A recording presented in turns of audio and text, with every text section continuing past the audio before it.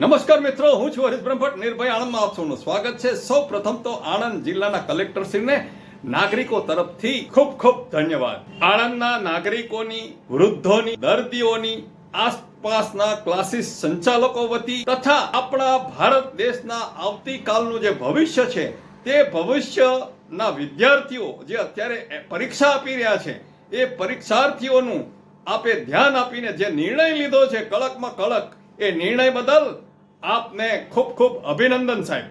આણંદ જિલ્લાના આસપાસના ડીજેના સંચાલકો, હવે તમે નિયંત્રિત અવાજ કરતા જો વધારે અવાજ રાખ્યો છે ને તો તમારી ખેર નથી. વાહન પણ જપ્ત અને 42,000 કરતા વધારનો દંડ પણ ખરો. આણંદ જિલ્લા કલેક્ટર શ્રીના અધ્યક્ષતામાં આણંદની આસપાસના પાર્ટી પ્લોટ તથા ડીજેના માલિકો સાથે વધુ પડતા અવાજ અંગે આણંદ અતિથિ ગૃહમાં મીડિયાની હાજરીમાં એક મીટિંગ યોજાઈ, જેમાં અધિકારીઓ પણ હાજરી આપેલી. આ મીટિંગનું ખાસ કારણ વારંવાર ઘણા નાગરિકોની અરજીઓ કલેક્ટર સાહેબના ધ્યાનમાં આવેલ, જે પાર્ટી પ્લોટની આસપાસના રહીશો, વૃદ્ધો, ડીજેની નજીકમાં જ્યાં પણ હોસ્પિટલ હોય ત્યાં દર્દીઓ અને અત્યારના સંજોગોમાં ખાસ કરીને વિદ્યાર્થીઓની ચાલતી પરીક્ષાના કારણે તેઓને વાંચનમાં ખૂબ જ મુશ્કેલીઓ ઊભી થતી હોવાના કારણે કડકમાં કડક નિર્ણય આજે લેવાયો છે. આપણે સૌ જાણીએ છીએ કે અત્યારે હાયર સેકન્ડરી, સિનિયર સેકન્ડરીની પરીક્ષાઓ પણ ચાલી રહી છે અને દર વર્ષે લગ્નના સિઝનમાં કલેક્ટર કચેરીનો જે અનુભવ છે, મારા ઈમેલ આઈડી પર અને મારા ફોન પર ડેલીની દૈનિક લગભગ 5 થી 10 ફરિયાદો દર વર્ષે લગ્નના સિઝનમાં આવતી હોય છે. તો આજે ભારતના સુપ્રીમ કોર્ટના ચુકાદા પ્રમાણે જે ભારત નોઇઝ પોલ્યુશનને લગતો, ધ્વનિ પ્રદૂષણને લગતો જે ચુકાદો છે, આ ચુકાદા પ્રમાણે દરેક જગ્યા જે પ્રમાણે વિસ્તાર છે, ઔદ્યોગિક વિસ્તાર હોય તો ઔદ્યોગિક વિસ્તારમાં કેટલી અવાજ, રહેણાંક વિસ્તાર હોય તો રહેઠાંકમાં કેટલા સુધી વગાડી શકે છે, આ બાબતે તમામ ડીજેવાળાને માહિતગાર કરવામાં આવ્યું છે, જેથી ભવિષ્યમાં જ્યારે પણ આવી કોઈ ફરિયાદ આવશે અને તમામ ડીજે સંચાલકોને આવી સૂચના પણ આપવામાં આવી છે કે ભવિષ્યમાં કોઈ આવી પ્રવૃત્તિ ધ્યાને આવશે તો એમનો ડીજેનો વ્હીકલ પણ જપ્ત કરવા સુધીની પણ કાર્યવાહી કરવામાં આવશે. તો તમામ આણંદ જિલ્લાના સમગ્ર ડીજે સંચાલકોને આ મિટિંગમાં બોલાવવામાં આવ્યું હતું.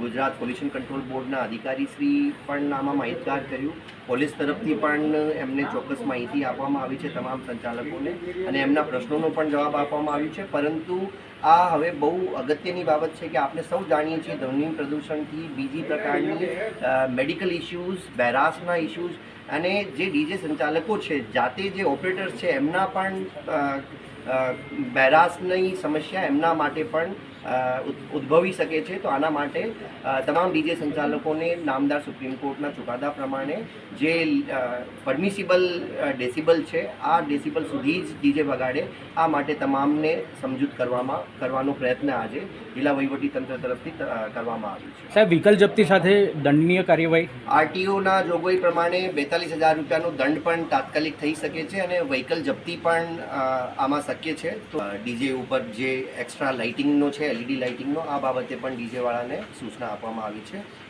જેની અંદર ડીજેમાં નોઇઝ સ્ટાન્ડર્ડ જાહેર કરવામાં આવેલો છે, જે ઔદ્યોગિક વિસ્તારની અંદર 6 થી રાત્રિના 10 સુધીમાં 75 થી 70 ડિસેબલ, વાણિજ્ય માટે 65 થી 55, જ્યારે રહેણાંક વિસ્તારની અંદર 55 થી 45 ડિસેબલ નોઇઝ રાખવા માટેનો હુકમ કરેલો છે.